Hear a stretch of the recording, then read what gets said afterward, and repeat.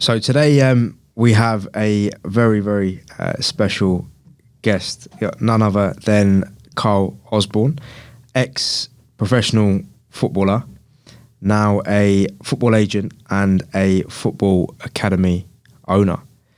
Karl, what's going on, man? How are you, my man? Thank you for having me on the show. It's great to be here. Really good to get you on. I know we've gone back and forth and tried to get in a date, and I thought, you know what, let's just get it in and get it done. But really good to see you. Really good for you to be here. Buzzing for this podcast. Yeah, me too, man. We was like you said, was going back and forth, trying to kind of figure out a day and a time and trying to meet up and stuff. But I'm glad that we're getting it done. We're here, live and direct and ready.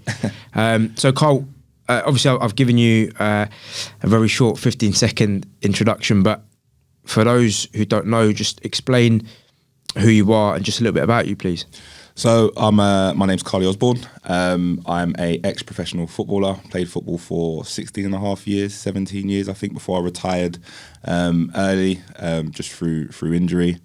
Now, football agent, helping players kind of manage their career and helping guide them and mentor them and stuff for their journey within the professional game, as well as owning a football academy, like kind of grassroots level. So helping young children, we kind of start from 5 to up until like 16. So helping them sort of follow their dream and hopefully help as many of them achieve their dream as maybe being professional when they get to that stage, really. And then I do a few other bits as well. Do some media work at Brentford SC. I coach Brentford Women's as well.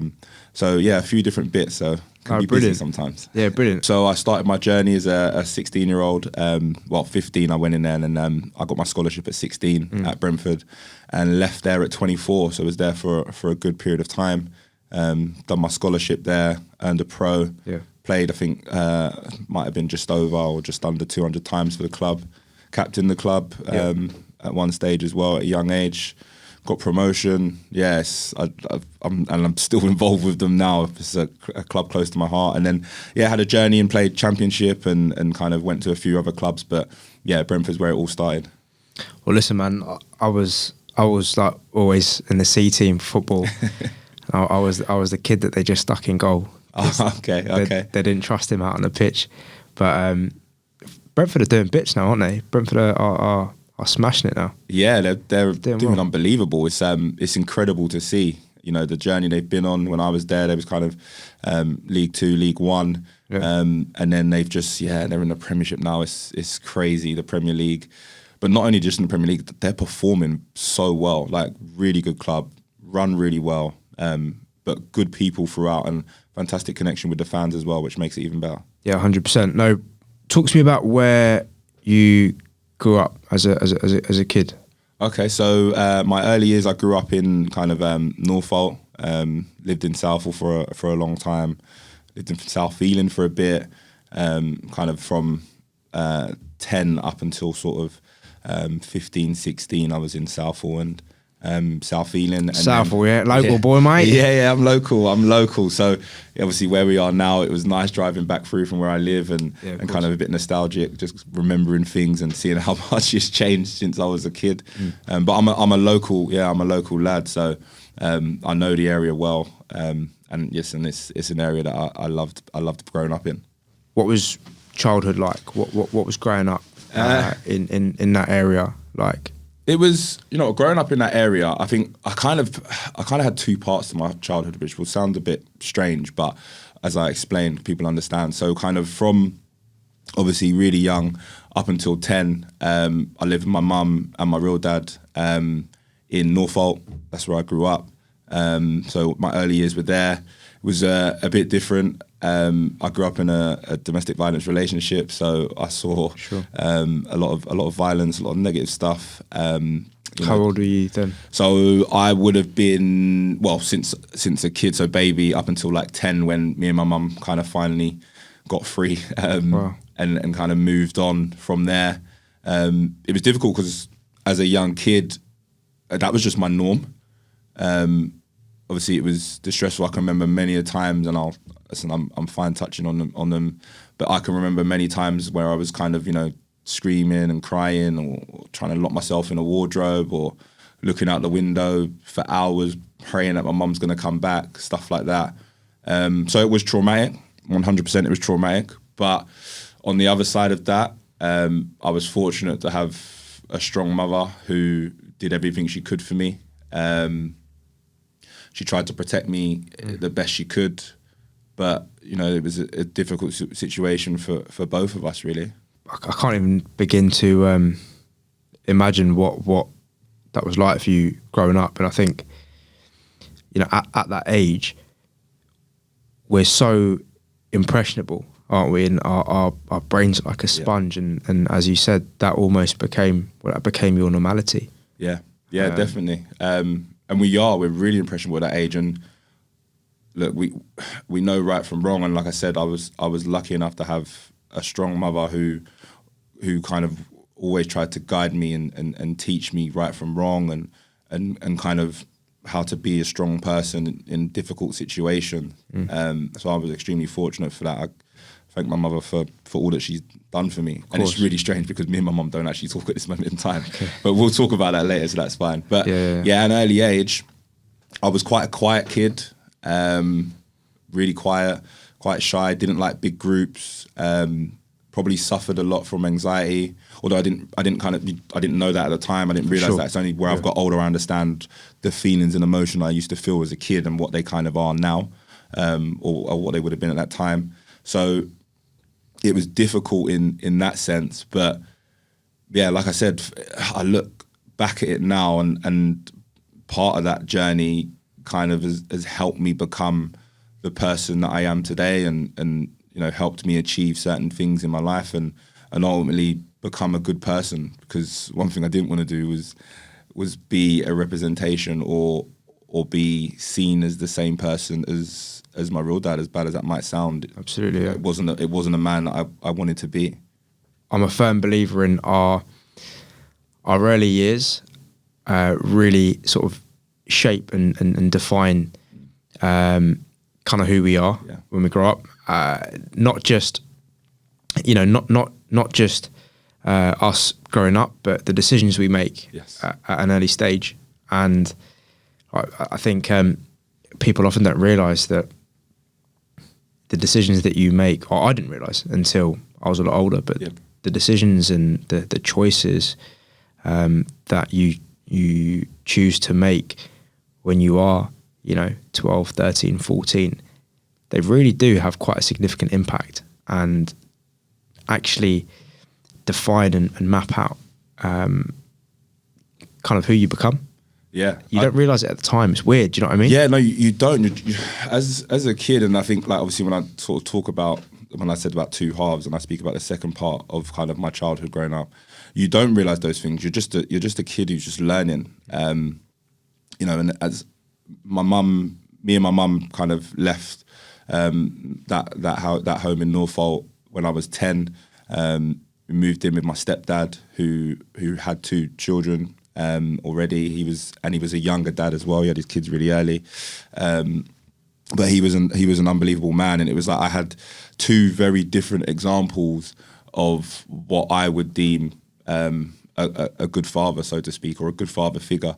And my stepdad was that. He took me under his wing, he loved me like his own. He really tried to guide me and show me he was a man who was principle based, a softer man, a caring man. And yeah, like from kind of the age of 10 up until me being an adult, he had a massive influence on me understanding what I deem as a good man growing up, and you know, the reason that I'm definitely like kind of the man I am now is because of what he showed me and how he guided me, and I'll forever be grateful for that. So let's fast forward a little bit when you were actually kind of in school, high school. Talk to me about your school life. What was that like? Yeah, school was school really. Like I enjoyed it. I wasn't great in terms of lessons and things like that. Like I didn't love going to lessons and doing the schoolwork. Yeah. Sport was more of my thing. But I had a decent school life. I enjoyed it. I had a good group of friends. There was stuff as kids we all do and messing around and whatever else. When I first went into my high school, I was lucky because I knew quite a lot of people in my high school anyway. So I think that helped, and I knew a lot of older kids in my high school, so that kind of helped me a little bit. I was looked after a little bit in that sense, course, definitely.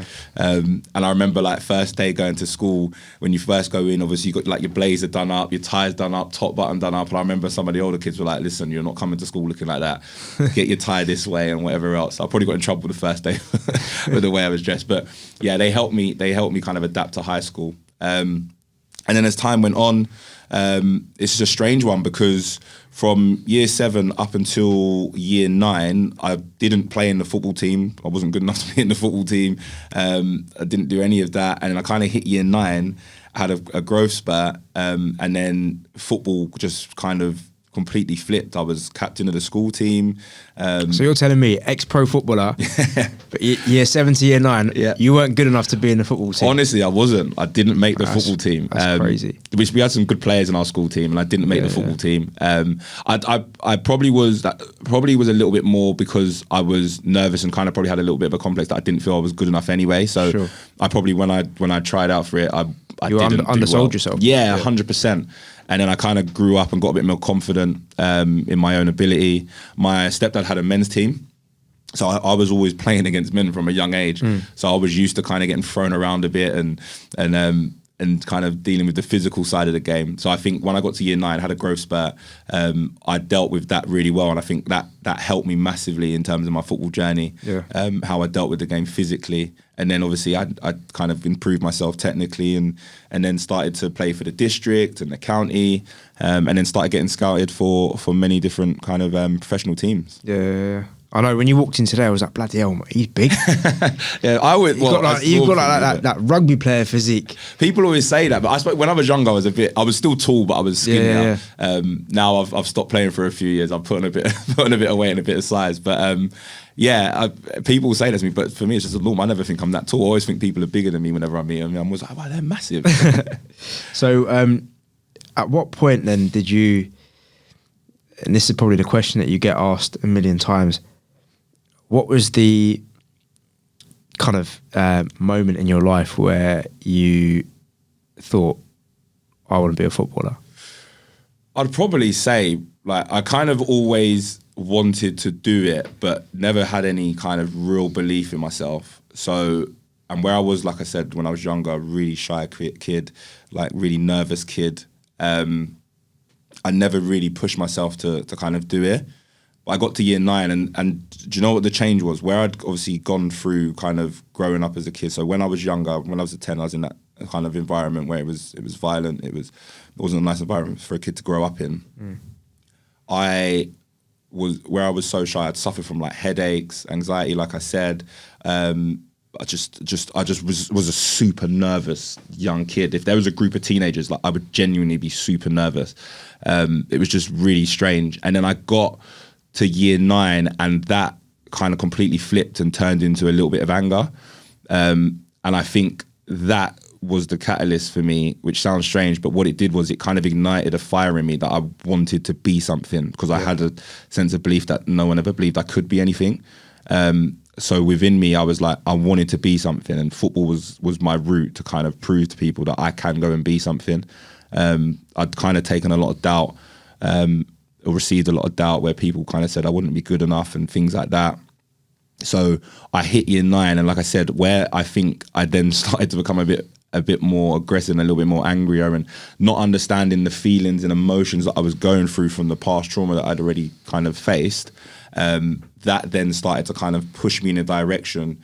And I didn't know this as a kid, but one thing I was fortunate to kind of do was that I was so focused on becoming a footballer that I'd managed to use that previous kind of trauma and pain to just push me to do something positive.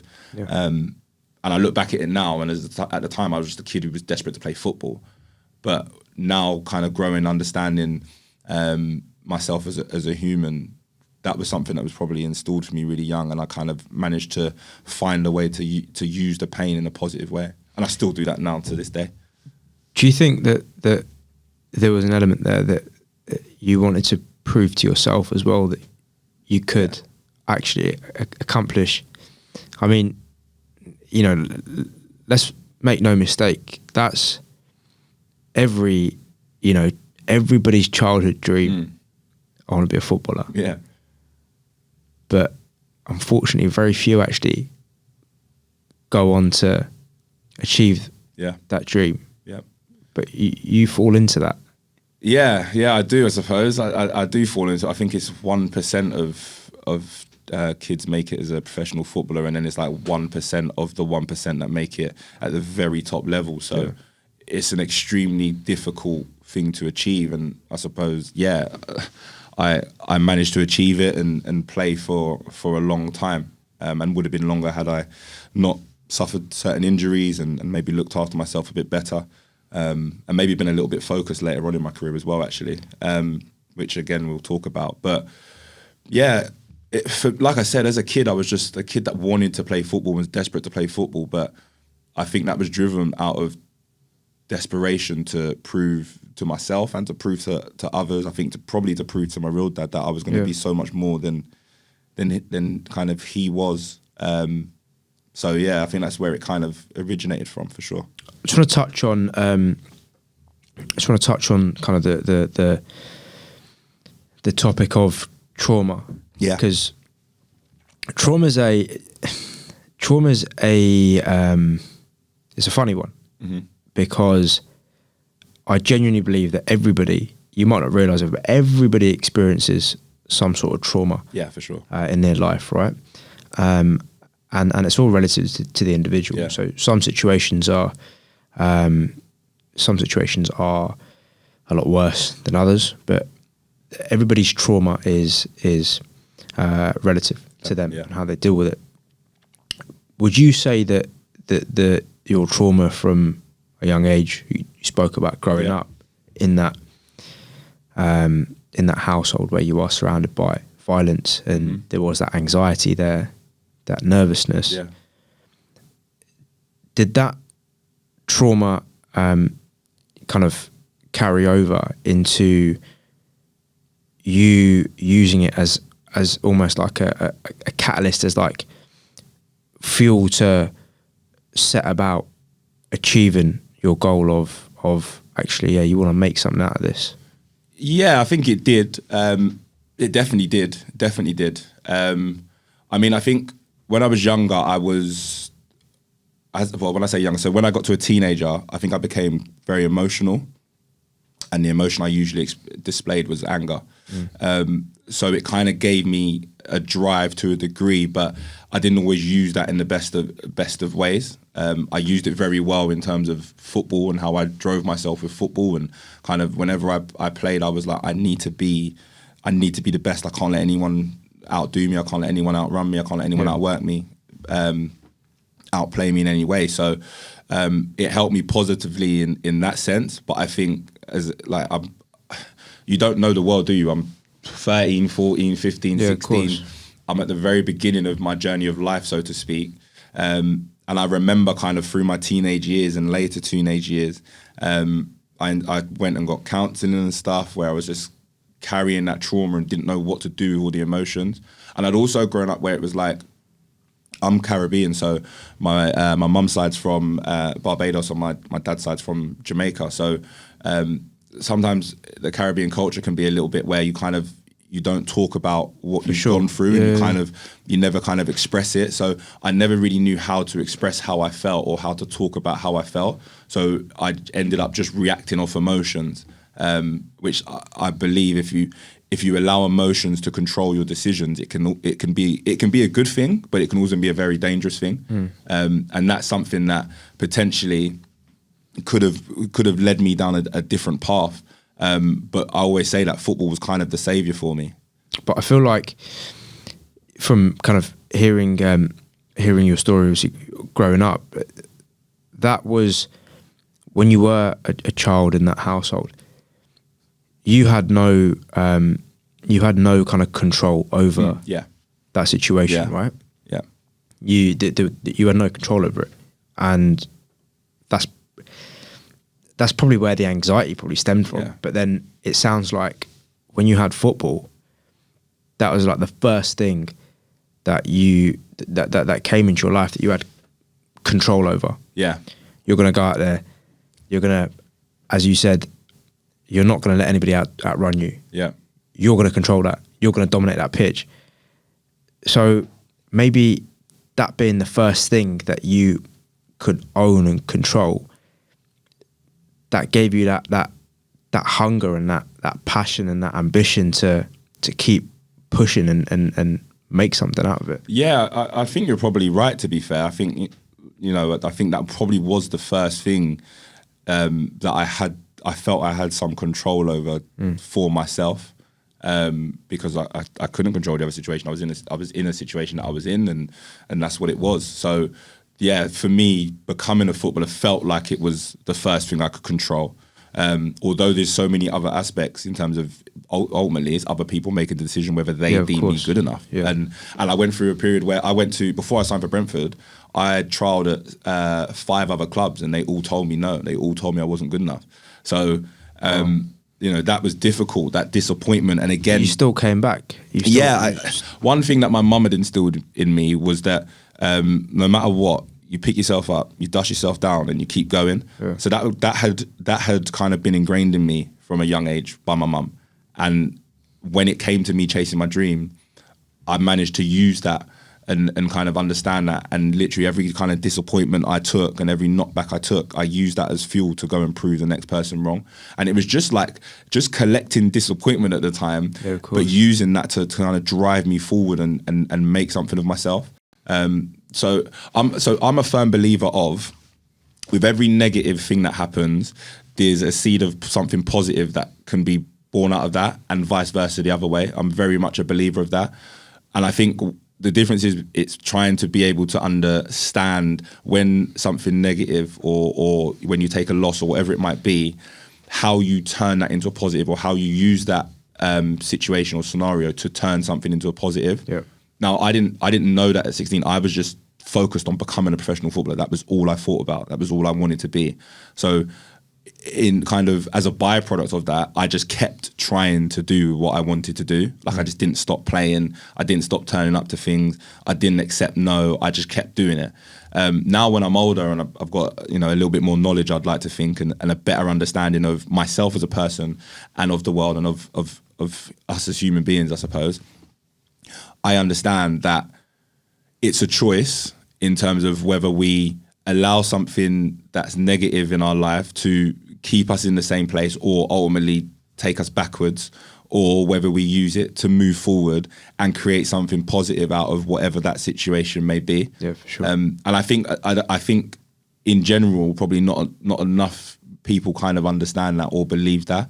We kind of just let life happen to us rather than making life happen for ourselves. And I think that's the difference. Like, I want to make life happen for me. I want to achieve 100%. What I want to achieve. I don't want to just accept what's given. Absolutely. And that's what drives me forward now. I think that's really interesting because there's, as you said, there's a lot of people that will kind of, they might get knocked back once, twice, 3 times, and they might just think, you know what, let's call it a day. Yeah. Let's just sack it in. And you can't blame them. No. You can't blame them. They've given something a shot and it hasn't worked out. And they think that's it. Let's just, let's stick to what I know and forget the stress, the anxiety that it causes, and we'll just go and do something else. But you didn't take no for an answer, despite those 5 clubs essentially telling you that you turning up on the day you weren't good enough. Yeah. So sorry, we're not going to take you any further. Yeah. What within you? Why didn't you take no for an answer? What was it within you that thought, no, I can make this happen? I don't know. I think it's just I was tired of feeling like I may not be good enough. So I needed to prove that I was. Like I was desperate to prove that I was. I think at a young age, and even now, I search so much for validation from other people. Yeah.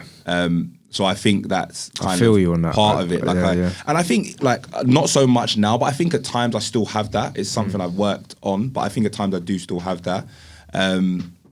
But yeah, I think I was searching so much just for validation that I couldn't. It was more painful for me to accept that no was going to be answered or I wasn't good enough than the pain of going through the disappointment and turning up the next day to training or turning up the next match and keep trying to strive forward. That I think that was the difference.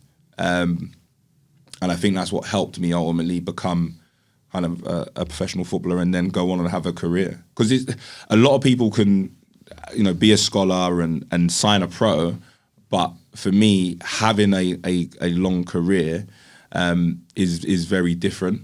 Absolutely. And I think that's what kind of is the bit that I worked my socks off to get. And I think I could have achieved more. I think I got to a stage where I got comfortable in my football career, and I thought it was kind of just going to happen for me. But it didn't. And then when you make decisions, we spoke about decisions earlier. Positive and negative things come out of those decisions, and I think some decisions I make probably at the time I thought was going to be good for me, but wasn't, and ended up kind of reversing my career a bit, and then ended up kind of not going up as far as I maybe could have gone, and ended up going backwards a little bit. But at the same time, I was fortunate to have a fantastic career. Of course, I mean that's the beauty of hindsight, isn't it? Yeah. If where would we be if we could kind of go back in time and maybe undo certain things For sure. certain decisions that we made, but everything happens for a reason, man. Yeah. And whether it was wrong or right at the time, you are where you are today, and I genuinely think everything happens. As cliche and I'm with you. I think cringy as corny as that sounds, but it does, man. Yeah, everything does happen for a reason. 100%. And I think we have the opportunity to write our own story. Yeah. Everybody has the opportunity to write their own story. Everybody's story is different. Everybody's situation is different. Some people have it more difficult. Some people have it easier, so to speak. But we all face different things. Like I went through trauma, but there are people that would have went through a lot worse. And don't get me wrong, I had a good childhood overall. It wasn't a case of I didn't have a good childhood. I was fortunate once I left that kind of situation that I had. My mum was always a great positive role model for me anyway. She worked her socks off. She did everything she possibly could for me. So my mum always did that. And then I was lucky to then my mum to find a partner in my stepdad who, again, from a male standpoint and a father figure, showed me what a good man is, how to treat people, how to be a man, how to kind of try and lead the family unit and do what needs to be done for your children and things like that. So I had a good childhood overall, but of course within that there was some negative parts of the childhood that then created trauma for me. But ultimately, when I look back at it now, although it was difficult, I'm actually thankful for the experiences that I went through because it shaped me into a human being. You've grown from it, right? Yeah, 100%. I've grown as a person. Yeah, and I've had to do a lot of personal development. I've had to do a lot of work, and I believe everyone should do personal development anyway. Just from where I'm kind of gone from as a younger man to growing up. I remember kind of as I got a bit older now and my career started. I'm doing well. I'm building myself and building my career. Yeah. And I got my move to Millwall.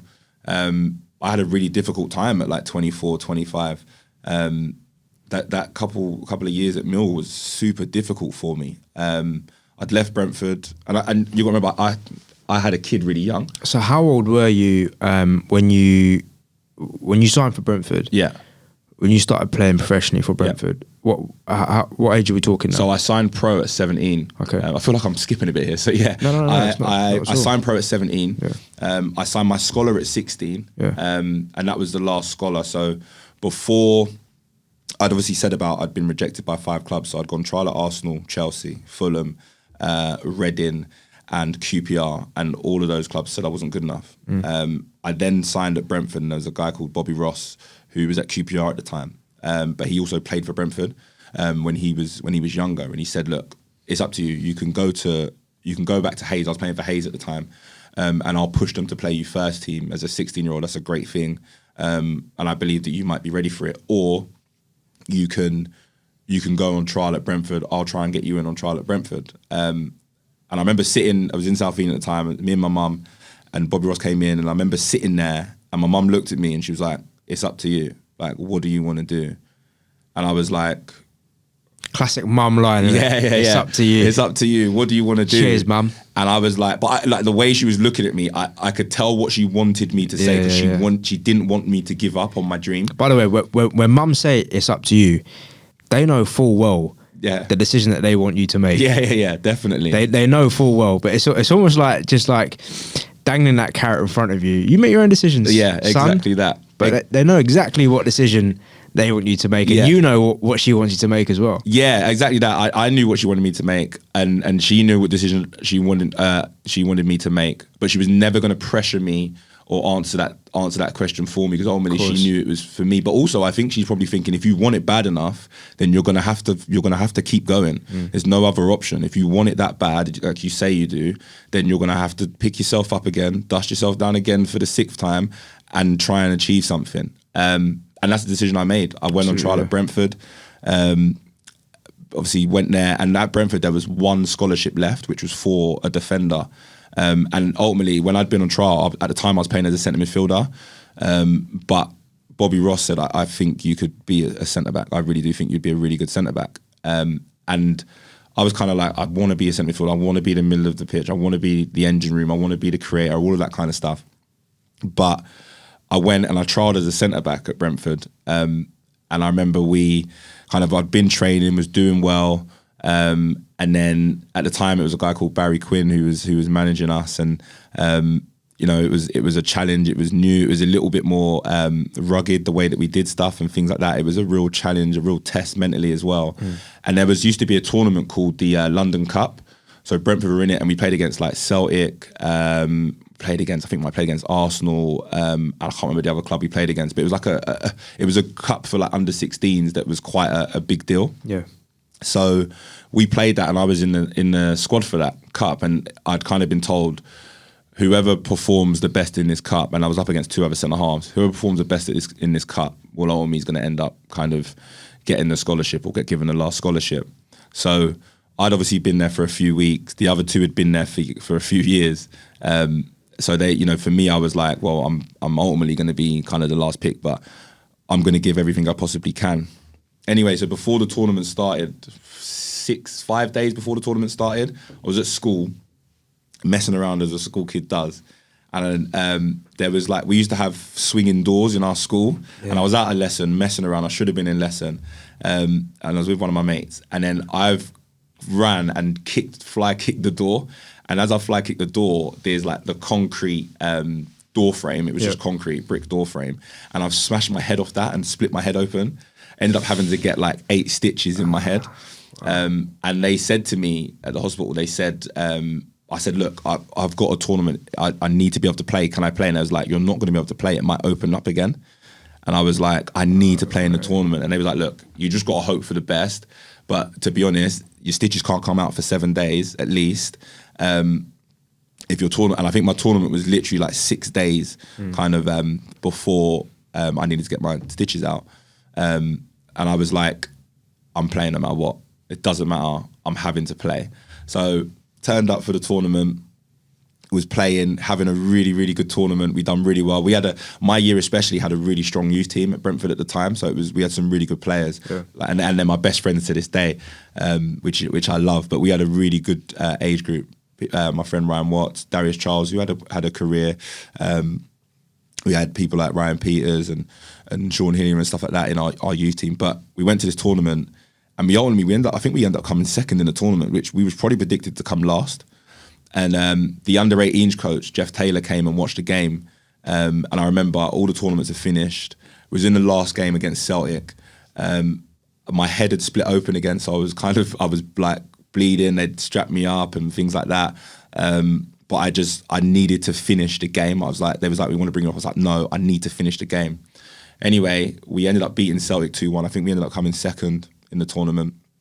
And obviously the tournament finished and I got sent over after the game. I got sent over to Jeff Taylor. And I'd never met him before. He's a well-known man in football, like one of the football legends within the game in terms of academies and players and things like that. Yeah. Fantastic man. And I'd never met him before. And kind of everyone was like, if you're going to see Jeff, it's probably not the best thing. So I was like, all right, fair enough. So I walked over to see Jeff. And then as I got there, Jeff went, oh, well done today. I'll see you in pre-season. And then literally walked off and left me. Wow. So I was like, does that mean I've got a scholar? Not? I didn't know. And then when I walked back over to the lads, they was all like giving me a hug and cheering me on. And then Barry Quinn at the time was like, congratulations, well done. You deserve that. You've earned that. You've done fantastic. And then that's kind of when my journey with Brentford started. And then, we went in for pre-season, started. I think 6 months within my first year as a scholar, I was training with the first team. So it's a complete flip of where I'd been. That quickly? Yeah, that 6 quickly. months. Yeah, within like 6 months, I was training with the first team, travelling with the first team. Yeah. I was on the bench my first year as a scholar, and then made my debut at the end of my first year as a scholar. So I'd gone from all that disappointment, all that kind of being told I wasn't good enough. That rejection. Yeah, all that rejection to then achieving what I wanted to achieve in terms of getting my scholarship and then training and being around the first team with kind of within 6 months of that. How did that feel? That very moment, that very moment that they told you, after all those no's and after all that rejection, essentially after being told that you weren't good enough, to make it. That very moment that they told you, congratulations, you're now part of the team. How did that feel? Relief. Just an unbelievable kind of sense of relief is what it felt like. Obviously, I was super, super happy, but the initial moment was just relief. It's like I've earned a scholarship, which is like the first part of your journey to becoming a pro. I was just like, I didn't know what to do. I didn't really like celebrate. I just felt so relieved that I'd done it, and now for 2 years I'm going to be able to try and prove myself and earn myself a professional contract. It didn't stop there then, did it? No. The work didn't stop. Just the start, really. Just the start of it, yeah, just the start. You get your scholarship, and then for 2 years you're trying to prove whether or not you're good enough to go and earn a professional contract. And then after that, you got to prove that you're good enough to go and have a career. For sure. You're constantly proving yourself. Yeah. That's what the football industry is. Every single day, every single game, every training session, you're constantly proving yourself that you're good enough to be there. That brings me on to a point that I wanted to discuss later, but I think it kind of leads on quite sort of naturally from what you just touched on. Mm-hmm. Within that world, which is it's intense, and it's super, super intense. Yeah, and again, it's a very lonely place because you're there. You're constantly being told or assessed, looked at, whether you are good enough, or are you could perform shit today. Is today's performance not going to be that great, right? Is today the day that you're going to be told where, in fact, thank you very much, Mr. Osborne, but this is as far as the road goes for you, which is a realistic possibility, right? You can be told at any time. Exactly that. Talk to me about some of the highs and lows of your career as a footballer.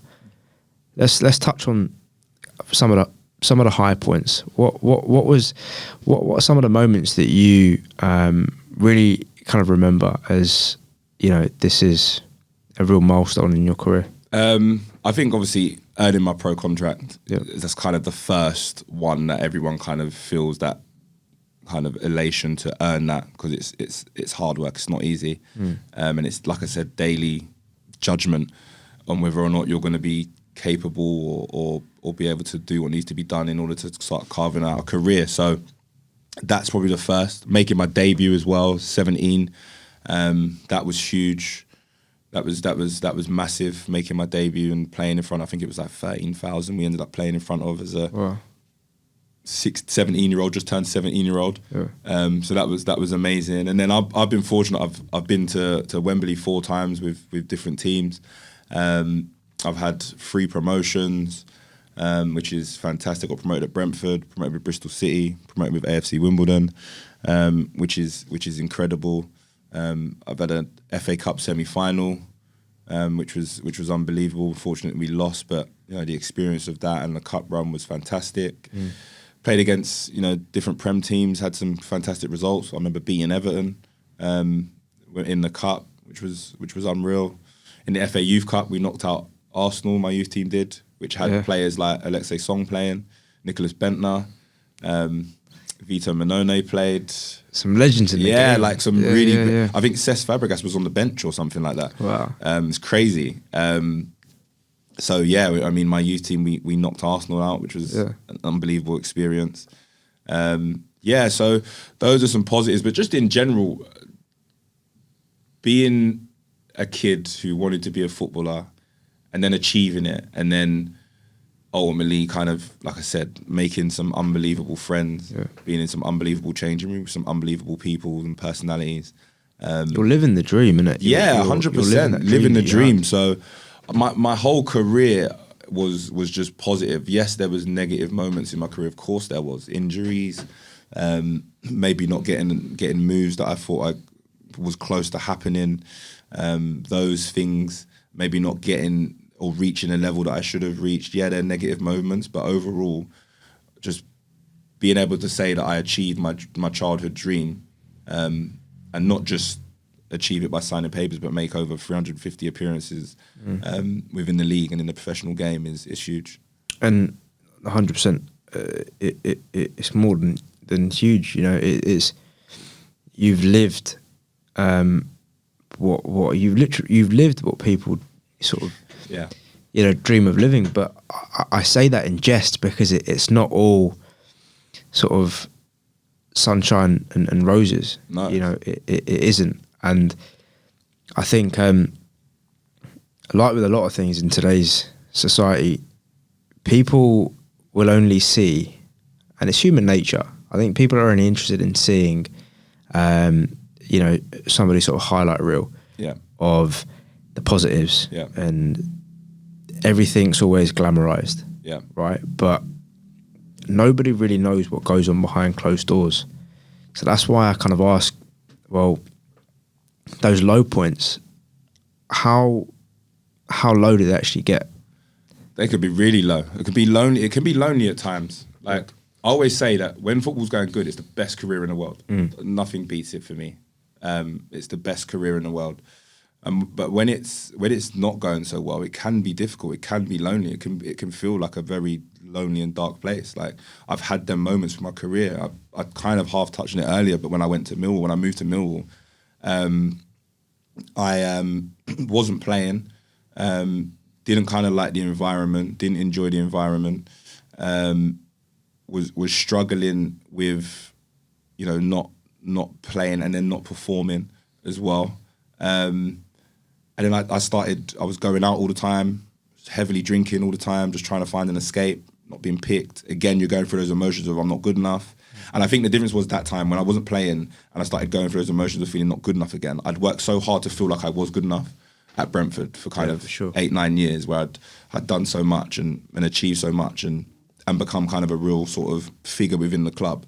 To then going back and kind of having to start again, and then, like I said, feeling like I wasn't good enough. I think it probably hit me double hard, because I think at that moment I was like, so I'd done all the work that I'd done, and now I'm not appreciated again, or again still searching for validation. Like why? And I didn't know what to do with those emotions at that point. I'm older now. I've got a son. I'm in a relationship with my wife now. We wasn't married at the time, but we just started our journey as a couple, and I was struggling, and the only kind of escape I felt I had was by drinking and kind of going out and partying and and stuff like that, which ultimately wasn't doing me any good in terms of my performance at football, how I was training, things like that. I remember I'd get home from training, I'd sit on the sofa, I'd drink.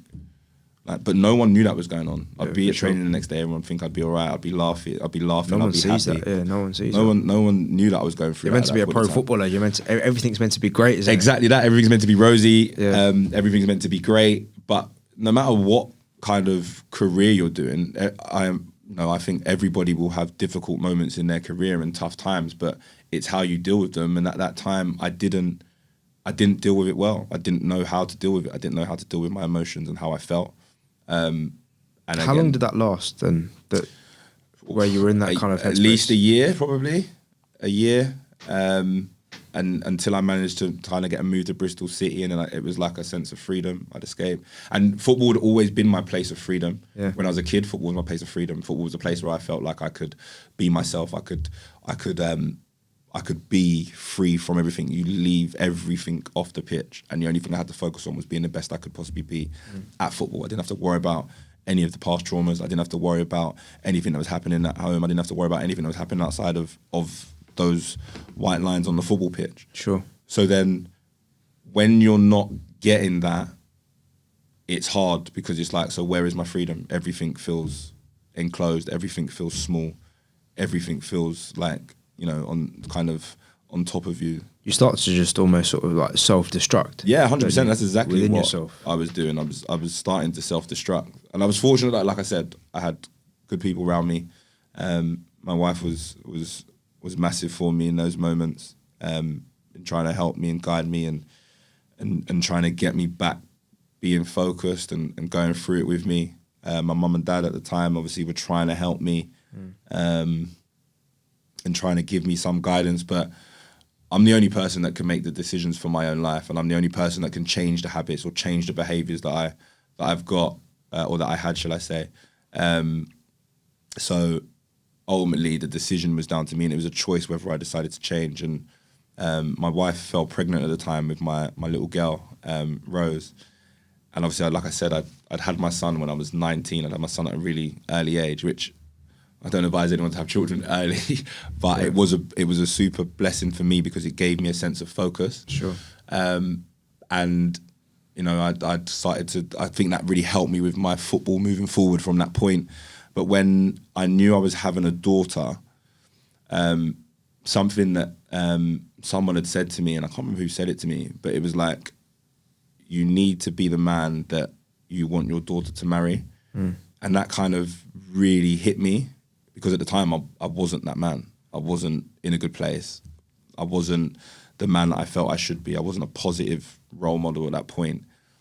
And I think that kind of flipped a switch in me, and I needed to be like, nah, I need to change. I need to change the person I am, the behaviours that I'm doing, the way that I'm acting and dealing with things and dealing with my emotions isn't good for me, but isn't good for my family or anyone else. So was your wife falling pregnant Yeah. with your daughter, would you say that was your defining moment where you thought, I need to snap out of this headspace now? I think it was the start of it.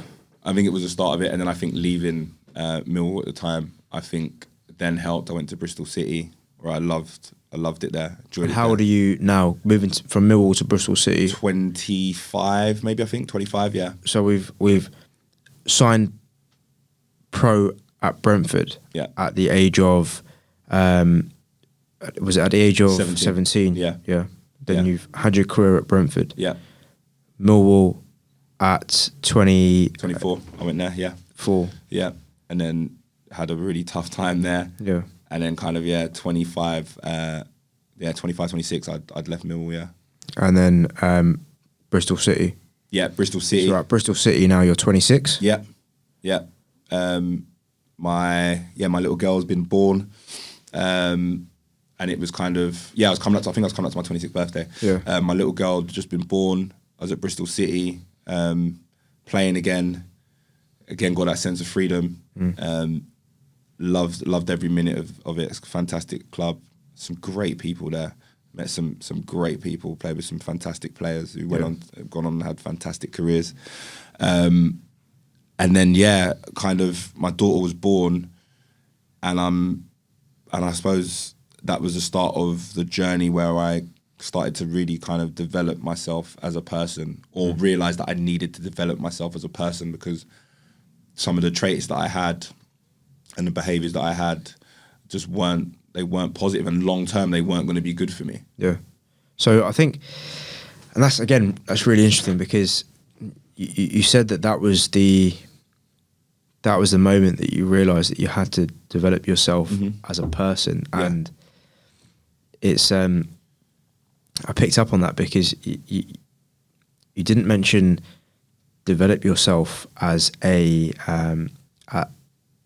footballer, but more importantly, yourself as a person, which will undoubtedly obviously affect how you are as a professional footballer. 100%. But the reason why I say that's interesting is because I feel like I often say this to other people when we talk, or I find myself saying it to myself. And this year I've kind of tried to make that,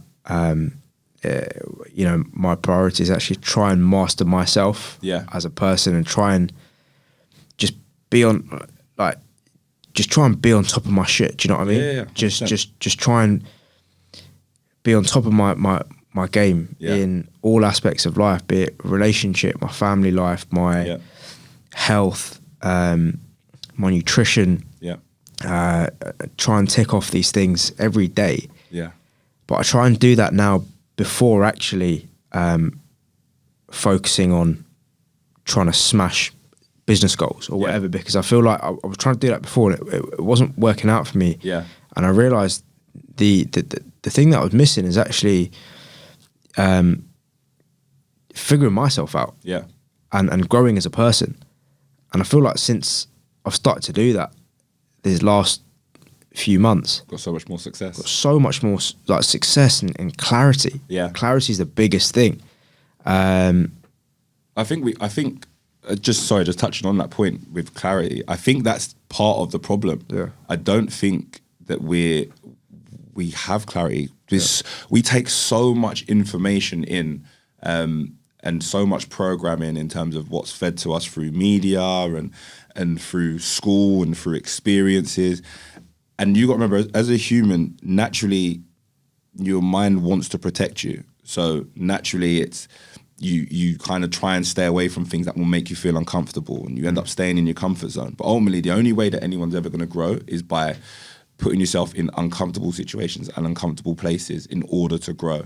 And one of the hardest and most uncomfortable things you can do is look in the mirror, look at yourself, and say, I need to change certain things in order to become better, in order to maybe go and achieve what I want to achieve. I genuinely believe that's one of the hardest things, because accountability is not an easy thing. Dealing with taking accountability of what you do and who you are as a person and where you might be in your life is difficult. Of course it is, yeah. So on that journey, because you have to, that's the point that you assume responsibility. 100%. And nobody wants to do that. No, of course not. Nobody wants to assume responsibility. But something as small as you have the ability to control whether you choose to be happy today or not. Exactly. Okay, there are a lot of other variables that you can't control, environmental factors, so on and so forth. But in the main, only you can make that decision. Whether you choose to make today a productive day, whether you choose to be happy. Happiness is a choice. And I use that as an example, but the minute you turn around and say to somebody, well, actually, you can be happy. And I generalize here, right? I know, listen, there are some certain situations that this won't apply to. Of course. But I'm talking in the main and I'm generalizing. But the minute you say to somebody, well, actually, you can control the way you feel. That they don't want to. They're like, no, I can't because of X, Y, and Z. Well, no, actually, you can, but you just don't want to assume responsibility. 100%. I fully agree with that. And the reason why I agree with that is because I was the person that blamed everyone else. I was the person that blamed every other situation for why I wasn't happy or why I wasn't where I wanted to be. So the reason why I agree with that is because I went from being that person and then making a change and a choice to not allow that. and again, cliche sayings, control the controllables. Yeah. If you control the controllables and the things that you can control, you will 95% of the time put yourself in a good place or be able to deal with something in a better way. 100%. Rather than trying to put blame on it and not take accountability. So for me, I try my hardest to take accountability for everything that I do and every situation that I'm in. And then it's about focusing on the solution and not the problem. Doesn't mean I get it right all the time. 100%. Of course I don't. Doesn't mean I sometimes look to blame other things, of course. But that happens. But it's a process. It's a process, and it's about understanding that when you're doing it, can you bring yourself back and be like, no, actually, this is what happened. This is A, B, and C. This is where I went wrong, or this is what I could have done better. Now I've got the opportunity to sit down and find a solution to make that situation better, or improve that, or improve myself. You break it down, right? Like controlling the variables that you can control, and it's easier said than done, and I'm guilty of it. But I'm somebody that suffers with anxiety, and I get it. And some days are better than others. Yeah. And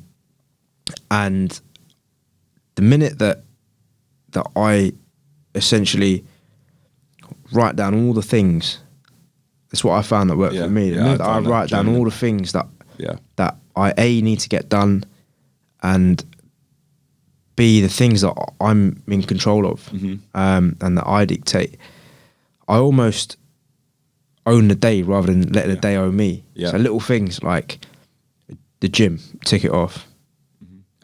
Taking the dog out for a walk, tick it off. Yeah. Admin, tick it off. And all of a sudden, like that little tick becomes so satisfying. Yeah. That you then start to get on top of your stuff, and that anxious feeling is suppressed somewhat, right? Yeah.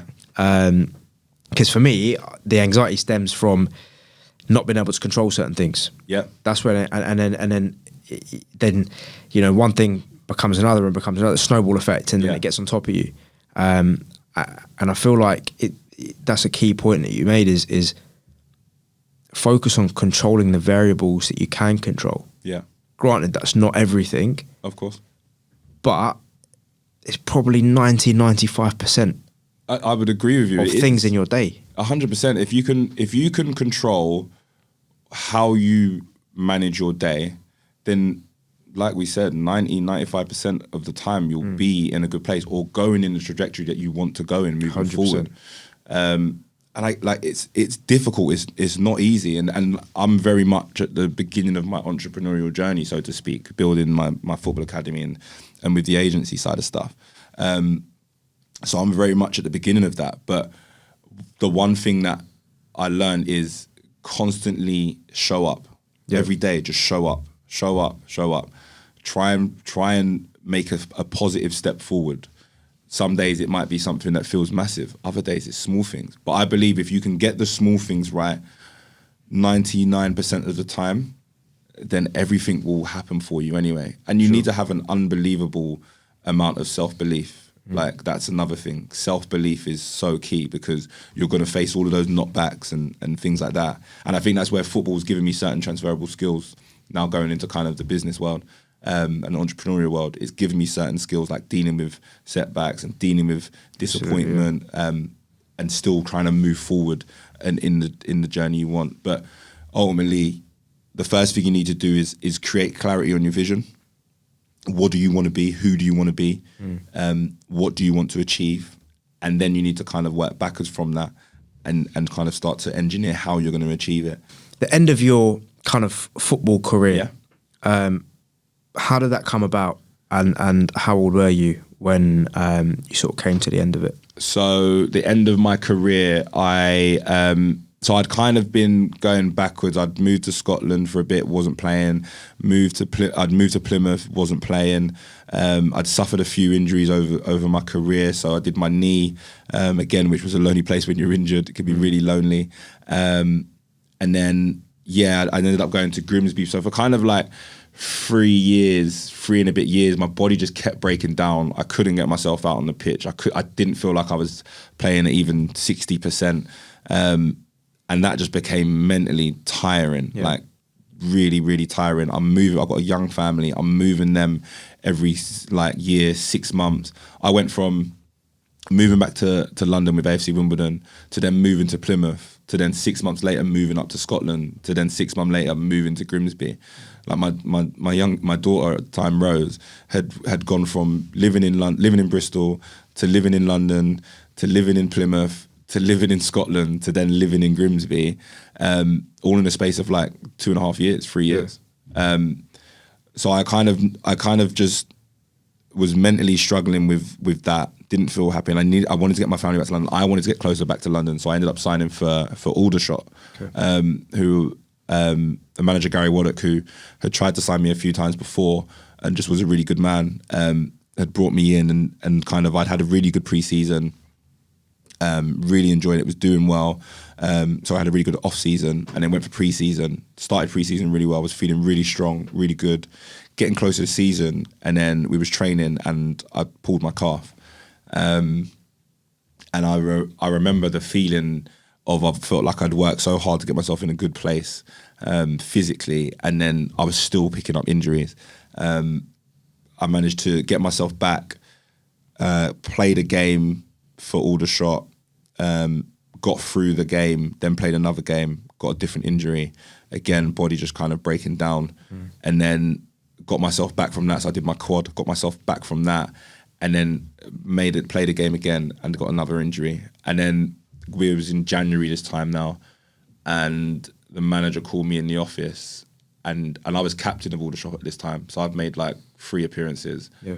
I'm captain, supposed to be the person that's steering the ship. And I couldn't even get myself out on the pitch. But I still had to try and be the strongest person in the changing room. I still had to be the leader of the group in the changing room, in and around the ground, off the pitch. I still had to do those things. And it was tough. Like, it was hard because I'm looking at the players and I'm thinking to myself, they don't have no belief in me. I'm supposed to be leading them and I can't even get myself out there. They don't believe that I'm able to do it. They don't feel that I'm able to do it. And that was my own personal thought. And that's not what the boys were thinking, or at least not all of them anyway. Yeah, for sure. But that's where you start to take yourself. And I'm someone who, like, the captain's armband meant a lot to me. Like, leading and steering the ship meant a lot to me. So not being able to do that and not feeling like I was doing my part for the team, especially when we're going through a difficult time, we wasn't performing well, was down the bottom end of the table, it wasn't good. It felt tough. Manager called me in his office in January, sat me down and he said, and it's really strange because I think he was probably the first manager that ever asked me this question, and he was like, how are you? And I was like, yeah, I'm fine.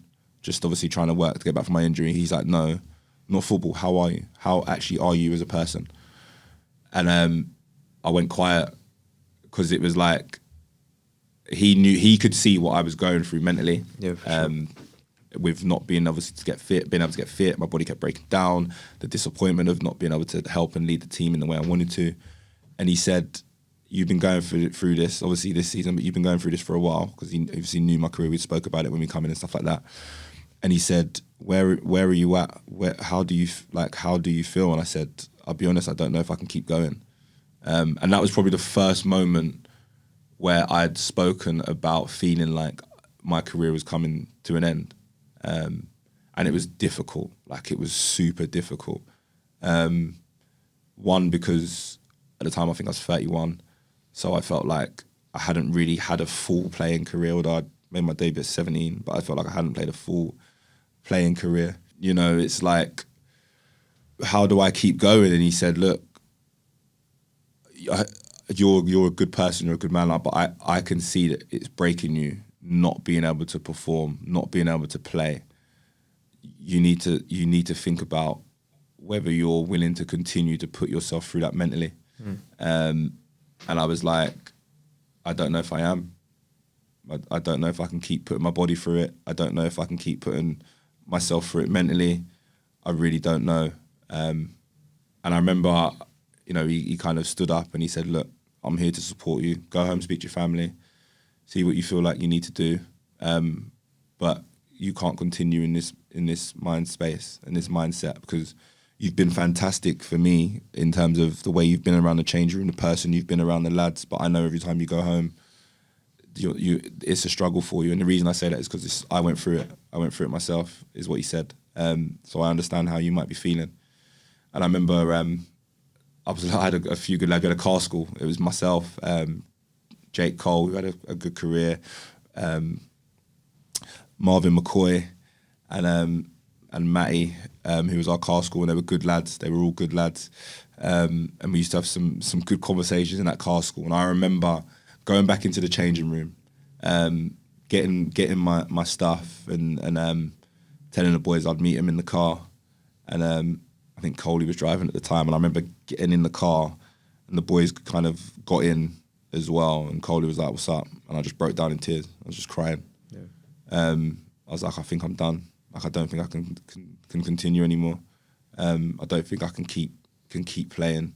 Just my body's it's just breaking down at every minute. I can't continue to do this."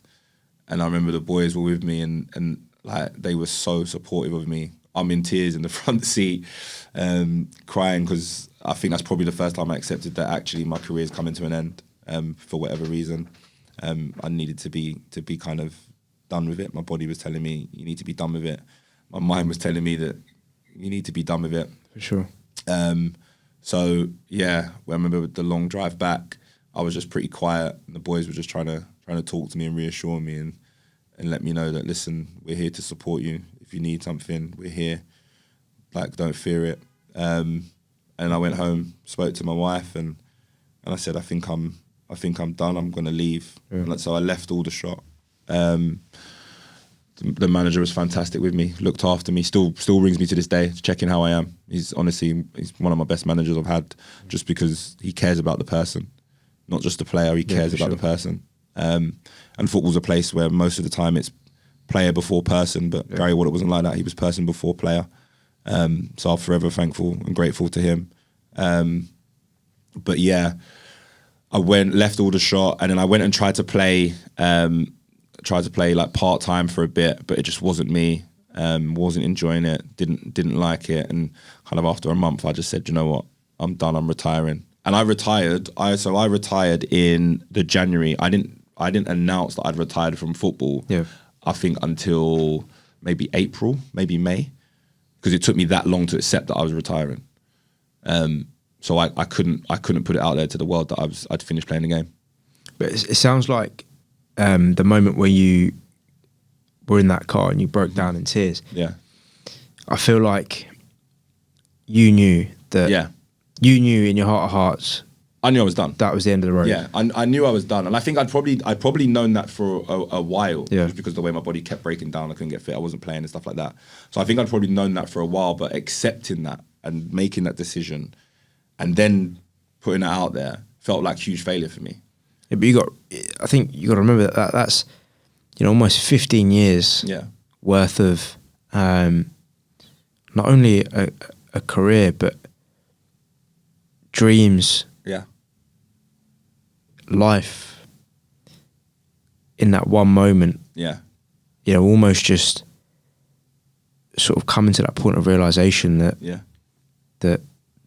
it's done. 100%. And also, football is all I'd known, all I'd done. Yeah. I hadn't prepared myself for after the game. Like, you don't think about that. Now you do more. I think more players are more aware of that. But at the time, you didn't think about what you're going to do after the game. You don't think about what you're going to do when you retire. And realistically, it's like, all right, well, I'll get to 35 and then I'll see if I can still keep playing for a little bit longer. But if I retire at 35, then that's kind of the age that everybody retires or starts to retire. And you've had a great career. Sure. I was retiring at 31. So for me, it was like, it was a huge sense of failure, a huge sense of I hadn't done what I should have done, hadn't played as much as I should have played. So it was a super struggle to admit that.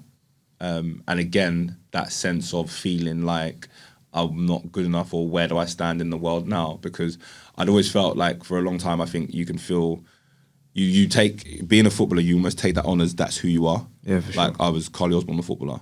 That's how you almost kind of take it as being a player.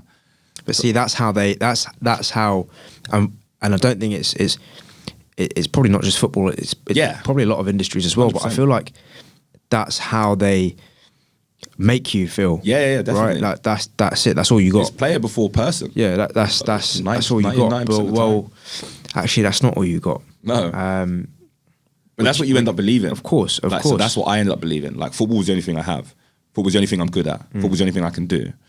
So that's what I felt. So like the fear of what am I going to do after? How am I going to provide for my family? What do I want to do? Where do I want to be? Was so scary.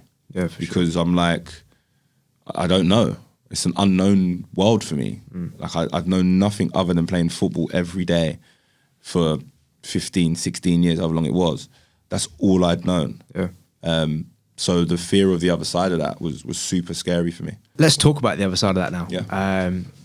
Because this is where you're at now. Yes. This is, and it's almost like, I dare to say it, but it was almost a blessing in disguise. Yeah, 100%. The way everything kind of planned out. Yeah. And it goes back to our initial point: is everything does happen for a reason. Yes. So talk to me a little bit about how you started the academy. Yeah. What the academy is. Mm-hmm. How you became a football agent. Yeah. And the process, the point where you realise that's what you want to do. Yeah. And that's where your passion lies. Talk to me about that. So the agent side of stuff come first, really. I'd kind of grown to be a respected member within the change rooms I was in. Like people, like younger players would come to me for advice and things like that. And I'd obviously had my own agents. I'd had a few. I'd had some that were great. I had some that weren't so good. And I didn't feel like at the time I wanted to necessarily go into coaching because I felt like I wanted to be within football, but needed to be away from the day-to-day football life. So I didn't necessarily want to go into coaching, but I wanted to help players. I wanted to feel like I could pass my knowledge on to players who were trying to, find their way and find their careers within the game. Mentor players, look after players in that sense. So the agency side of thing was something that I thought, I feel like I could be of value. And luckily for me, I'd played with a guy called Richard Lee and Scott Barron, who owned the company I work for, Refuel Performance. And Richard was a goalkeeper, but he's a fantastic businessman. Like, he's unbelievable what he does. He's always been that way, and he actually mentored me a little bit when I was playing with him at Brentford. But he's a super like clever guy, super business guy, as well as being a good goalkeeper. But it was like business was almost his thing before football. Almost, it was kind of strange. And I remember reaching out to him just for some advice, and I was like, look, I want to kind of go into this industry. I'm aware that you obviously have your own company. I just want some advice and kind of what's the best way to kind of start this journey? What does it look like? And he said, look, let's have a meet. We'll go for a coffee. And I hadn't seen or really spoken to Rich for a few years after I left Brentford, but he still gave me the time to sit down and talk to me. And I had a chat with him. And he said, look, the way that you are, the person that you are, you could be of value to us. We're trying to expand. Yeah. There could potentially be an opportunity with us. You got to meet my business partner, Scott. And I'd known Scott Barron because we played against each other a few times and we crossed paths. When I went to Millwall, he went to Brentford, so we shared the change room for like a few days. I think it was like that close. But so we know of each other. So I went and met Scotty, who's he's unbelievable what he does, good guy, and spoke to Scotty. And Scotty was like, look, so what's your contacts? What players can you kind of reach out to? Kind of really grilled me on how I was going to be able to get into this industry, which was probably the best thing for me. To kind of realize in that moment, is this something that I want to do? Is this something I can do? And then they gave me an opportunity to kind of, start learning with them in the company. And I've been with them now for the last 4 years, 3.5, 4 years. And it's been incredible. And we're bringing players on. We're growing as an agency really well. Yeah. And that's credit to kind of the way that Scott and Rich lead it and Sam, who's on the agency as well. That's credit to the way that they lead from the front. Yeah, for sure. And allow kind of the other agents to grow and learn and take responsibility for how they kind of perform in this industry. So as for me, they've been massive help in terms of how I've grown as a person and like kind of what I've become on my journey. And then, I started my academy. one thing, my biggest goal and aim in life is leaving a legacy, a positive legacy. Sure. That's my overall goal, and I think legacy looks different for everyone. But my biggest thing, especially in regards to my academy, is when I'm old and my time's coming to an end, I want to be able to turn the TV on and watch the game and watch football and sit there and go, do you know what? I've helped this many players achieve their dream. And that's huge for me in terms of leaving a positive legacy for people to remember me in a positive light. And again, we spoke about validation. Even my goal, although at this moment now and the person I am now, I don't seek validation necessarily from outside. I don't feel like I need it. But there is still an element to me that wants to be loved. Of course. And that might come from childhood trauma or whatever. I don't know, but there is that kind of. I don't think as human beings I think it's so innate. Yes. In our kind of upbringing. Yeah.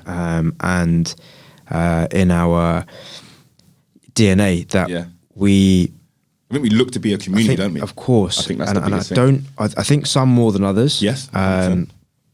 Granted, but I feel like we never truly lose that the kind of want and that need, that craving for love. Yeah. And I believe that everybody should be striving to make a positive impact on the world, however that looks. Like, it looks different for every single person, but I believe that everybody should be looking to leave a positive impact on the world. And I suppose that's my way of leaving a positive impact. If I can help kids follow their dream and then hopefully achieve it and give them the belief and give them the tools to go and achieve it, then that's my way of leaving a positive impact on the world and creating a legacy long term. And also, I like helping others. I love helping other people. And I need, for me, my kids hold me the most accountable, because I can't say to them to be a certain way or to do certain things and not be trying to do those things myself. Yeah, of course. And they watch me more than I even realize. Yeah, they watch me so much. The way my son watches me in terms of how I carry myself, how I deal with situations, and the way my daughters watch me in terms of the way I carry myself and deal with different things and speak to people and treat people and listen and put myself out there in the world. They're always watching me. So, I for me, if saying and telling them what to be or what to do or how to be isn't good enough, I need to show them. Actions speak louder than words. Louder than words, Yeah. An age-old saying. Then go to fast forward to the academy. Yeah. The football academy. Mm-hmm. Talk to me about that then. So what is it? So 24 Football Academy is what we're called, and the reason we're called 24 Football Academy is because all we think about is football 24/7. Yeah. That's what we love. That's what we do. And I've my business partner Sean, me and my business partner Sean, who was in the same youth team as me, a couple years older than me, but the same youth team as me. Yeah. Decided to start it, and we've kind of been on a journey now for the last 3 and a bit years, and it's been incredible. It's been hard. It's been tough. Both of us don't know or didn't know business. All we knew was football, and we wanted to create a place for kids to start their journey, learn the basics, learn what it takes to become a footballer, obviously physically, technically, but mentally, how to overcome challenges, how to keep yourself going even when people may say that you're not ready or you're not right for their team or whatever it might be. But give them a place to express themselves as well. That's really important for us, and ultimately create opportunities for hopefully for kids to go and achieve their dream. So we've been going for about 3.5 years. When we first started, not many people know this, we first started in Norfolk. So we started, do you know where Rectory Park is? Yes. Yeah, we started there. Everyone knows Rectory Park if you grew up in Norfolk or in the surrounding areas. So we started there, and for the first year, we were losing money. We ended up having 3 kids come to our session. I think the most we ever had was when we did a holiday camp, and I think we had maybe 8. So for the first year, no one came. We was losing money. it just wasn't working. And again, this is where Richard Lee comes in. He has a company called GK Icon, and I asked him for some advice on the agency, and he said, look, maybe you need to try and go to a different venue. You need to work on kind of your marketing strategies, and you need to maybe try and relaunch and do something different. So we moved to Sunbury, Power League Sunbury. I used kind of my Brentford connection a little bit more. Obviously, that area there has a lot more kind of Brentford fans and things like that. And then we relaunched in Power League Sunbury. On our launch night, we ended up getting 98 kids turn up, which was unbelievable. And not what we expected, but yeah, it was incredible. So we had 98 kids turn up on our launch night, which was fantastic. But ultimately, I think we ended up getting 15 that signed.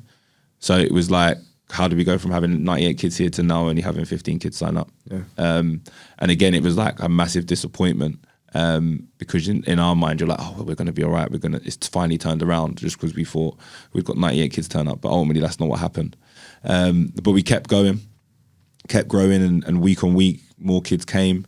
Now we run different kind of sessions. So we have our development sessions, which is for kids kind of all abilities at the beginning of their football journey, learning kind of what needs to be learned at the very beginning of your journey, the basics. And then we have an elite group session that we run, which is kind of the kids that are just below academy, and we're trying to give them the tools to go and hopefully earn something at an academy level. And then we have the advanced elite again, which is slightly older, 12 to 15s. But again, kids that are either been in an academy and need to get going again, or in and around an academy, trying to push them forward and for sure. and build that. So we run those sessions on a Thursday and Friday at Power League Sunbury, and we've just opened an elite group on Mondays at Goals in Gillette Corner, which is good. And overall, over all those sessions, we've got about 100 and I think now our numbers are about 140, nearly 150 kids registered with us. Wow. But over those 2 days, we usually have between kind of 80 to about 100 kids turn up now over those 2 days, which is crazy, super crazy. And now we've added the Monday as well. And ultimately, we just want to. Ultimately, for me, the aim this year is to open 5 centres in total, an extra 5 centres. So you've kind of like you're a few years into your entrepreneurial journey. Yeah. And I mean, I know, speaking to you off camera as well, that's had its fair share of highs and lows. 100%. But I know you're now in a place where it is kind of on the up. Yeah. You know, you're on that path. Yeah. To achieving, when we spoke yesterday, you know, you've got crazy dreams for 100%, massive dreams for the academy. Yeah, I've got massive dreams. Similar, just like the dreams you had from your childhood dreams of being a footballer, and you live those dreams. Yeah, 100%. So, like for me, I've got bigger dreams. I've got big dreams in terms of what I want to do with my academy. I want my academy to be worldwide. That's the ultimate goal for the academy. And again, like it's no different for me in terms of my dream of being a footballer. So many people said it's not possible. You're not going to do it. I did it. I done it. I lived my childhood dreams for years. The difference now when I'm pursuing the dream of what I want for the academy is I'm in a more knowledgeable place. Yeah, for sure. An understanding of the world is better. Understanding of people is better. But ultimately, it's bigger than just how many centres can we open worldwide. It's about how many people can we help, how many kids can we help. Quality over quantity. 100%. Like how many kids can we help go and achieve their dreams, or I always say, how many kids can we help be the best version of themselves they can be. We want them to be the best version of themselves they can be. So yes, we want them to be the best footballers they can possibly be, and I would love every single player that comes to 24 Football Academy to go and have a professional career. But ultimately, that's not going to be the case. But if we can do the very best we can to help them be the best version they can be, in regards to obviously football, but just as a person as well, then anything they go to try and achieve in life, I believe they can go and do, because they'll be in a good place to do that. I think that's a great kind of ethos and philosophy to have behind behind your business, because it shows that it's not just about the business and it's not just about the money. It's actually there's a bigger cause there. Yeah, the money's like earning money, and however big the academy gets and however much money the academy might make is a byproduct of delivering and what I believe we can deliver and helping as many people express themselves. I mean, it's something you created out of passion, right? 100%. I'm super passionate about it. I'm super passionate about helping other people anyway. Yeah. And this is my tool to do that. This is the way that I feel I'm best suited to do that. So, that's what I'm passionate about. I'm passionate about helping others achieve their dream. And you got to remember, I was the kid that people would say I wasn't good enough to do it. So for me, if I can give these kids a self-belief, and our coaching team can give these kids a self-belief that they can go and achieve something they want to achieve, but also prepare them and give them the best tools we possibly can, technically, socially, tactically, and physically, then they've got a chance no matter what they decide to do in life, whether that be a footballer, whether that be something else. I'm a firm believer of you should always just be the best version that you can possibly be no matter what you do. 100%. And I think you didn't accept those early failures and setbacks way back when you were 16 and 17. And I feel like it's quite apparent that that's manifested itself and formed a massive part of why you are now the way you are and the man that you've become, and the success that you now have with your academy, but also beyond just the academy, your kids, your wife, your family. So there's a lot to be said by, you having not accepted the no's, not taking no for an answer. 100%. Yeah, there is. And it's like I said. I know you still like that. You still, yeah, 100%. I'm still like that. I'm probably worse now. Yeah. Because I'm like, there's no one that is going to tell me that I'm not going to be able to achieve what I want to achieve. And it's funny, like, I think obviously I spoke a lot about trauma at the beginning. I spoke a lot about kind of using pain to drive me forward in a positive way. And like I said, I didn't think I realized that when I was younger, but I do now. And it's like I've gone through a situation recently, which I can't really go into too much, but I mentioned that I don't speak to my mum and dad anymore. Yeah. At this moment in time, I don't speak to certain other members of my family at this moment in time because of something that happened between my family and my son. And ultimately, it got to a place where my mum and dad and obviously felt like they had to make a choice between myself and another member of my family, and they made that choice, and that's like fine. The difference with me now is, before I would have got super emotional about it, I would have lashed out, I'd have reacted in a completely different way. Now I'm super logical. I'm able to, and where I've done, this is where the personal development for me has been super key. My emotional control 90% of the time is really good, and I'm super logical. Like I try and break down every situation as logically as I can. I think that's because you've probably thereabouts mastered the your own mind. Yeah, I mean, I wouldn't say I've mastered it yet, but I'm on that journey to try and master it. Yeah, for sure, do we ever 100%. really truly master it? That's another question. But I feel like you're probably quite you're thereabouts. Yeah, because for you to be able to take the emotion out of a situation, or the emotion out of something that's presented itself in front of you, that's big. Yeah, that's a big thing. It is. It's huge, but it means you can think rationally, right? Exactly that, and that's one of the things that I wanted to be so much better at, thinking rationally. Because, like I said, when I was younger, I didn't. I turned to drinks. I thought that was my escape, and other things, lashing out in anger and things like that,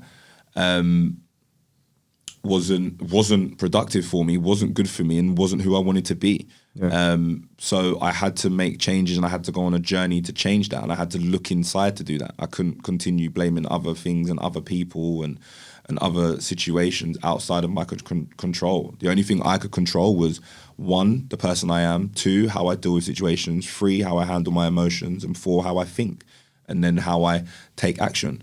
So that's been huge for me, and that's one of the things that I'm really proud of now, because it's been a tough journey. It's been a difficult journey. Like, it's not been easy. I've had to really look at who I was as a person. I've had to look at the good side of things that I and the good traits that I have, and I had to look at the bad traits that I had. And it's constant work. Like, I'd love to say that I'm the finished article. I'm far from it. It's constant work. But what I am is I'm a much better person than I was 5-6 years ago. And ultimately, if I'm a better person now, then I'll be able to do better things in the world and be able to help people in a better way, which is part of the overall goal. But also, most importantly, I'll be able to be a better role model and father figure to my children, and a better person for my wife. So that's one of my goals that I strive to be. Yeah, for sure. And I think we should all be striving to be better and achieve the best we can achieve in whatever that looks like for every person individually. But that's super key for me, and that's why I'm able to now. And sometimes my son and my wife always get frustrated at me sometimes, because they're like, because I'm so logical, no matter what the conversation is, I'm always kind of trying to work in an angle or making people think about what they're saying and what they mean when they say it. Because words are powerful, for one. Words are very, very powerful. And also, I think you need to be fully aware of, when you're having conversations or you're talking about difficult things, are you able to express yourself and articulate yourself in the best way, and also make sure you're saying the right things and doing the right things without your emotion leading you. I think it's dangerous when you let your emotion lead you sometimes. Yeah, and that's something that's extremely hard to do. It took me years, and I don't get it right now. Yeah. It doesn't always happen. I'd love to say I'm always able to do it. I'm not, of course. But when I am able to do it, I usually am so much more productive, and get so much more success for what I want to achieve in terms of that situation or that difficult moment I'm going through, which then helps me long term. I think it's probably something that I need to work on as well, is the ability to be able to take my emotion out of a lot of not only situations that kind of present themselves to you, and how you reacting without emotion. It probably makes for much better decision making. 100%. Much more clarity on a situation, and in turn you probably get the end result that you desired, but without all the stress and anxiety and the BS that you would have had if you made that decision with emotion. But I mean, in summary, Carly, you're a living example of somebody that had the wildest dreams, crazy childhood dreams that you made happen. You took ownership of that, and you made those dreams happen despite people telling you you weren't good enough, probably people laughing at you and saying, hey, you want to be a footballer? All right, mate, good luck with that. 100%. One of the reasons why I kind of started a graph club was I was always that kid at school that had these crazy dreams, and that's why I remember creative writing was a subject. And I would always the stories that I would write during creative writing were so nuts, because my imagination was I was off my rocker. Like, genuinely. Your imagination is the beginning of everything. Anything 100%. That's happened in this world, anything that's been made, anything that's been built, anything that's come in this world has started from someone's imagination. It's absolutely. the key to everything. But when you're a kid, you're allowed to express and show your imagination. And you get to a point where it's like you can't use that anymore. 100%. It's so key for anything that we do. And that's why I wanted to create I wanted to create this space for and I kind of want this theme to run through the whole of the Graph Club, and the inception of the Graph Club it's a space for not only entrepreneurs but creatives and dreamers, because as a kid I was a creative and I was a dreamer. I still am till this day. I was going to say why should we stop dreaming? Exactly. I don't believe we should. 100%. And I feel society like will tell us we should. I don't believe we should. in society, and I'm surrounded by it as well, by people that are my friends, and I don't expect them to get it. I'm not asking for them to get it. Yeah.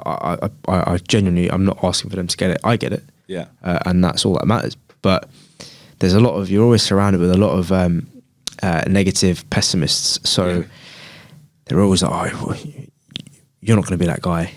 Why are you going to be the guy that makes it and does this? That ain't going to be you. Yeah. Right. Just forget about it. And I think, just touching on that point, I think some people do it from a place of trying to protect you. Of course. They don't want you to go absolutely. through. Obviously, the majority of them do. Yeah, I think they do. Or they're just naive to... Exactly that. What you don't know, right? Yeah. So if you don't know, or you don't believe that there's potential to have more, be more, create more, then you're not going to think you can do more. Absolutely. So until you start to open your eyes and open your mind and understand how powerful us as human beings can be and what we can create, then you're always going to kind of end up staying and stuck in the same place. No, 100%. And as I said, that's why I was so keen to get you on, because it's just like this, you know, for somebody to have the dreams that you had and actually live them, you know, you've been there and done that. Well, nobody can turn around and say, you know, your dreams are unrealistic, because actually, hang on, you've done them. Yeah, yeah. So how can you tell me that's not a realistic possibility? It's going to be hard. Yeah. It's going to be difficult. Of course it is. Exactly that. Is there an easier option? Yeah, probably is. You know, go to university, do your thing. Is the easier option any more fun? I don't know. Exactly. I mean, exactly. For me, anything you want in life, if you want it bad enough, you can achieve it. I genuinely believe that. Yeah. Of course, there's other factors that can come into play, but I genuinely believe that anything you want in life, you can achieve it. But an easy life, I don't believe having an easy life is beneficial as a person anyway. Yeah. I think you miss out on so much. As we said at the beginning, how much growth is really done in that easy phase of life. Yeah, we come into the world, and the only thing that you're definitely guaranteed, right, is that at some day you're going to leave this earth. Yeah. But in the time in between that's where the magic is. That's where living is. So what do you want to live? What do you want to live? What do you want to achieve? What do you want from life? What do you want to get to the end and go, I did it.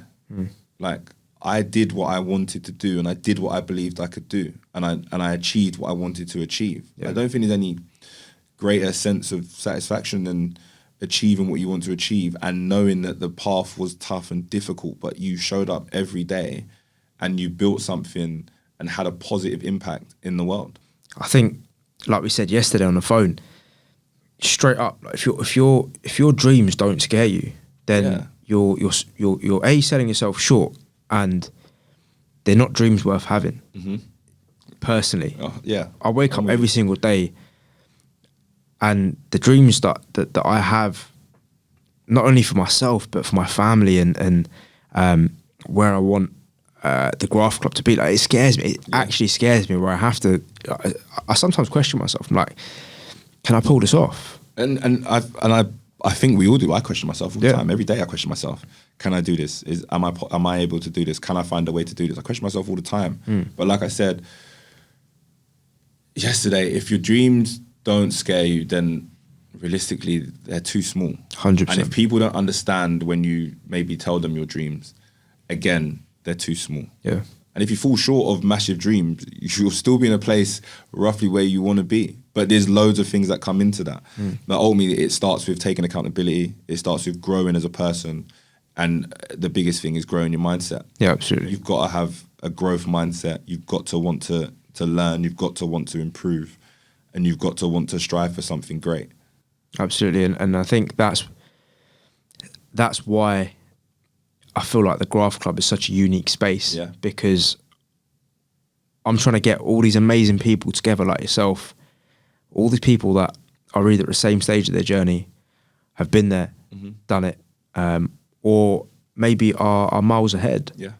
Put them all in the same room as part of the same club. Yeah. And it makes for such a powerful movement where these people can all connect with one another and just empower each other. Well, as humans, naturally, we're community based. Like we want to be surrounded by a community. That's how we are. That's innately how we are. So, if you can create a place where like-minded people who are maybe at the beginning of their journey, or maybe have had a longer journey, but can then offer something to the people that are at the beginning, then there's only the only thing that's going to come out of that is good. 100%. People are going to learn. People are going to become more successful. People are going to grow. And ultimately, people are then going to be able to pass that knowledge and information on to others, and hopefully create a chain where other people then start thinking, actually, maybe this is possible for me as well. So I think the Graph Club is a massive concept. I think it's a fantastic thing that you're doing. And that, I'm there to support 100%. No, mate, listen, you didn't have a choice in the matter anyway. You're already part of it.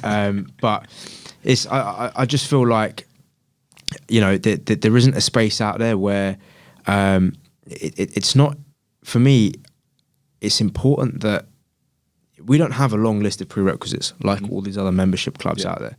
Yeah. We don't care what your status is in society. We don't care what you earn. We don't care what your turnover of your business is. You don't need to be a business owner. Yeah. You don't need to fit into that demographic. Yeah.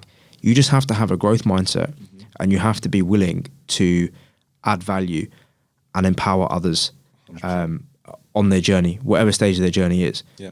And you need to be able and willing to do that. If you're not willing to do that, then we don't want you. If you are not able from a place of kind of pure kind of love, then this ain't the space for you. And that's how it should be. Yeah, like that's exactly how it should be.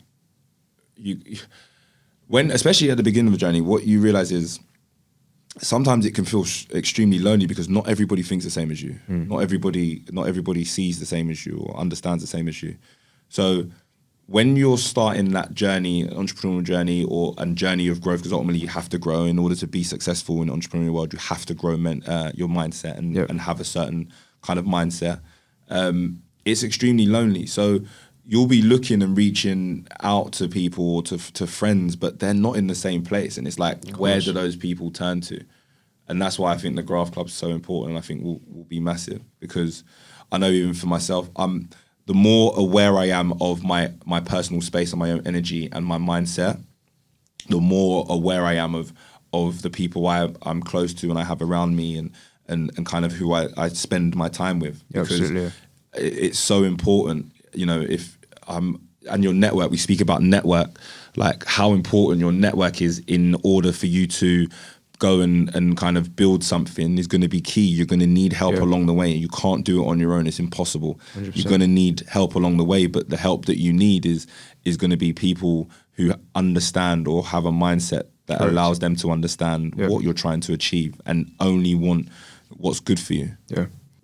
To conclude then, what advice would you give to somebody listening to this that has dreams, no matter how big or small, has aspirations, and perhaps have had some setbacks and been told that maybe they're not quite good enough, or maybe this isn't the route for them?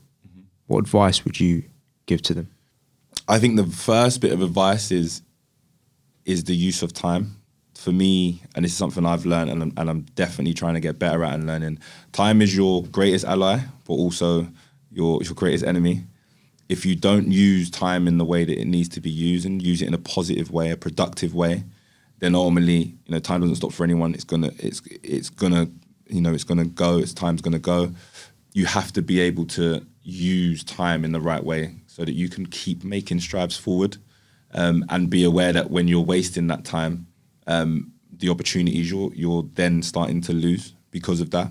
So I think that's huge. Time management is huge. That's something I wasn't great at. It's something I'm getting better at now. And just based on that, I'm so much more productive and creating more success. And then the other thing is self-belief.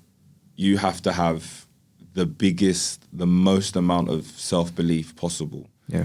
You have to be able to look yourself in the mirror every day and know who you are, what you want to do, and strive to go make it forward. You're not always going to know exactly how you're going to get where you want to get to, but if you keep trying to make steps forward and you believe in achieving what you want to achieve, ultimately you will get there. You will find your way.